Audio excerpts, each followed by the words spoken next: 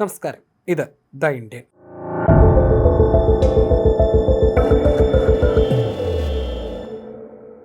സ്വാതന്ത്ര്യദിനമായ August 15-ന് പ്രതിരോധ രംഗത്തെ സംബന്ധിക്കുന്ന ഒരു നിർണായക പ്രഖ്യാപനം പ്രധാനമന്ത്രി നരേന്ദ്രമോദി നടത്തുമെന്ന വിവരങ്ങൾ പുറത്തുവരുന്നു. ഇന്ത്യയിൽ തന്നെ യുദ്ധവിമാന എഞ്ചിനുകൾ വികസിപ്പിച്ച് നിർമ്മിക്കുന്നതിനുള്ള വൻ പദ്ധതിക്ക് പ്രധാനമന്ത്രി നരേന്ദ്രമോദി സ്വാതന്ത്ര്യദിന പ്രസംഗത്തിൽ പ്രഖ്യാപനം നടത്തിയേക്കുമെന്നാണ് പ്രതിരോധ മേഖലയിൽ നടക്കുന്ന ചർച്ചകൾ. സർക്കാർ ഗവേഷണ സ്ഥാപനമായ ഗ്യാസ് ടർബൈൻ റിസർച്ച് എസ്റ്റാബ്ലിഷ്മെന്റ് വികസിപ്പിക്കുന്നതായി പറയപ്പെടുന്ന പുതിയ കാവേരി 2.0 എഞ്ചിനാണ് ഇതുമായി ബന്ധപ്പെട്ട് പ്രധാനമായും ചർച്ചയാകുന്നത്. എന്നാൽ പ്രധാനമന്ത്രി ഇത്തരമൊരു പ്രഖ്യാപനം നടത്തുമോ എന്നുള്ള കാര്യത്തിൽ ഔദ്യോഗികമായ ഒരു സ്ഥിരീകരണം പുറത്തു വന്നിട്ടില്ല.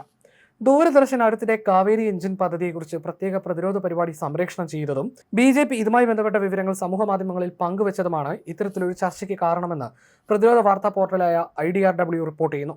ഇന്ത്യൻ യുദ്ധവിമാനങ്ങൾക്ക് ആവശ്യമായ എഞ്ചിനുകൾക്കായി വിദേശ രാജ്യങ്ങളെ ആശ്രയിക്കുന്നത് കുറയ്ക്കുക എന്നതാണ് പദ്ധതിയുടെ പ്രധാന ലക്ഷ്യം. നിലവിൽ തേജസ് Mk-1A യുദ്ധവിമാനങ്ങളിൽ അമേരിക്കൻ കമ്പനിയായ ജനറൽ ഇലക്ട്രിക്കിന്റെ F404 എഞ്ചിനുകളാണ് ഉപയോഗിക്കുന്നത്. വിദേശ എഞ്ചിനുകളുടെ വിതരണത്തിലെ കാലതാമസവും സ്പെയർ പാർട്സുകൾക്കുള്ള ആശ്രിതത്വവും ഇന്ത്യയുടെ പ്രതിരോധ ഉൽപ്പാദന മേഖലയ്ക്ക് വലിയ വെല്ലുവിളിയായിട്ടാണ് കണക്കാക്കപ്പെടുന്നത്.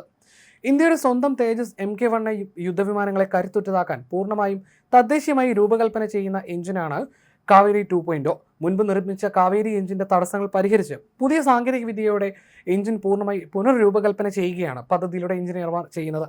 പഴയ കാവേരി എഞ്ചിൻ പദ്ധതിയിൽ നേരിട്ട സാങ്കേതിക വെല്ലുവിളികൾ മറികടന്ന് കൂടുതൽ ശേഷിയുള്ള എഞ്ചിൻ പൂർണ്ണമായും പുനർരൂപകൽപ്പന ചെയ്യാനുള്ള ശ്രമം കൂടിയാണ് കാവേരി 2.0. ലഭ്യമായ വിവരങ്ങൾ പ്രകാരം 55 മുതൽ 60 കിലോ ന്യൂട്ടൺ ഡ്രൈ ത്രസ്റ്റും 90 മുതൽ 100 kilo newton after burner thrust വരെ കൈവരിക്കുകയാണ് ലക്ഷ്യം.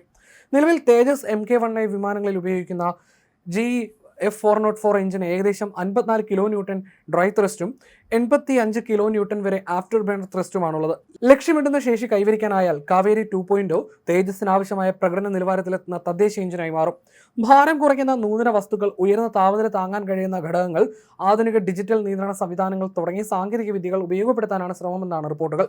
കാവേരി 2.0 വിജയകരമായി വികസിപ്പിക്കാനായാൽ 2030കളിലെ തേജസ് Mk-1A നവീകരണ ഘട്ടത്തിൽ നിലവിലുള്ള വിദേശ എഞ്ചിനുകൾക്ക് പകരം തദ്ദേശ എഞ്ചിൻ ഉപയോഗിക്കാനുള്ള സാധ്യതയാണ് പ്രധാനമായും ചർച്ച ചെയ്യപ്പെടുന്നത്.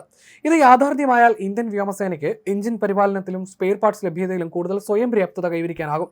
വിദേശ വിതരണ ശൃംഖലയിലെ പ്രതിസന്ധികളോ കയറ്റുമതി നിയന്ത്രണങ്ങളോ ഉണ്ടാകുമ്പോൾ ഉണ്ടാകുന്ന അപകട സാധ്യതയും കുറയ്ക്കാൻ സാധിക്കും. അതേസമയം ഭാവിയിലെ AMC സ്റ്റെൽത്ത് വിമാനത്തിനായി ഇതിലും ഉയർന്ന ശേഷിയുള്ള എഞ്ചിൻ വികസിപ്പിക്കുന്നതിനുള്ള അന്താരാഷ്ട്ര സഹകരണ ചർച്ചകൾ ഇന്ത്യ നടത്തുന്നുമുണ്ട്. അതിനാൽ കാവേരി 2.0 പ്രധാനമായും തേജസ് വിഭാഗത്തിലുള്ള വിമാനങ്ങൾക്ക് അനുയോജ്യമായ എഞ്ചിൻ ആയിരിക്കുമെന്നാണ് വിലയിരുത്തപ്പെടുന്നത്.